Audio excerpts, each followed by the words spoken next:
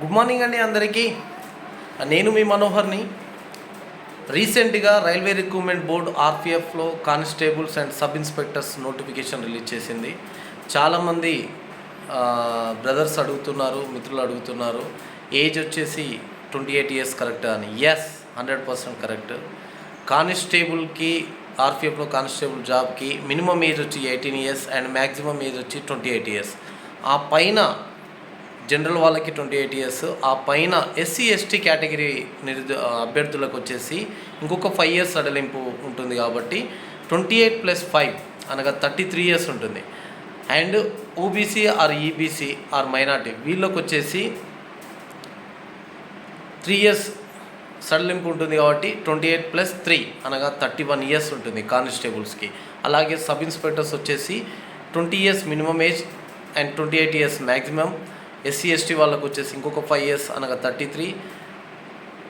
తర్వాత ఓబీసీ లేదా మనం బీసీ ఏదైతే అంటున్నామో వాళ్ళకు వచ్చేసి 28+3 31 years ఉంటుంది.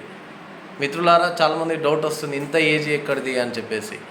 కోవిడ్ దృష్ట్యా నోటిఫికేషన్స్ రానందున రైల్వే డిపార్ట్మెంట్ ప్రకటించింది, అందుకోసం ఏజ్ ఎక్స్టెన్షన్ చేశామని చెప్పి. సో దయచేసి ఎవరికి అపోహలొద్దు.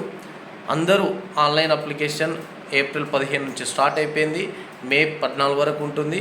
సో ఖచ్చితంగా దాన్ని యూటిలైజ్ చేసుకోండి.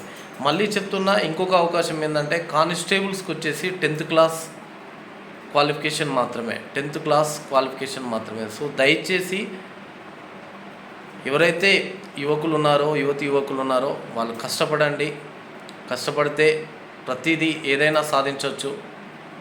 10th class మళ్ళీ చెప్తున్నా కానిస్టేబుల్కి ఆర్పిఎఫ్లో, అండ్ సబ్ ఇన్స్పెక్టర్స్ మాత్రము డిగ్రీ. సో ఎవరు మిస్ చేయకండి, కష్టపడండి.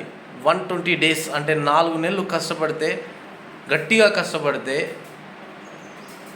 ఇంట్రెస్ట్ పెట్టి మీరు చదువుకుంటే, ఇంట్రెస్ట్ పెట్టి మీరు ప్రాక్టీస్ చేస్తే రైల్వే డిపార్ట్మెంట్లో మంచి ఉద్యోగం, మీ కళ, మీ అమ్మ నాన్న కళ, మీ ఫ్రెండ్స్, మీ అన్నదమ్ముల అక్క చెల్లెల అందరి కళ నెరవేరుతుంది. Thank you and all the best.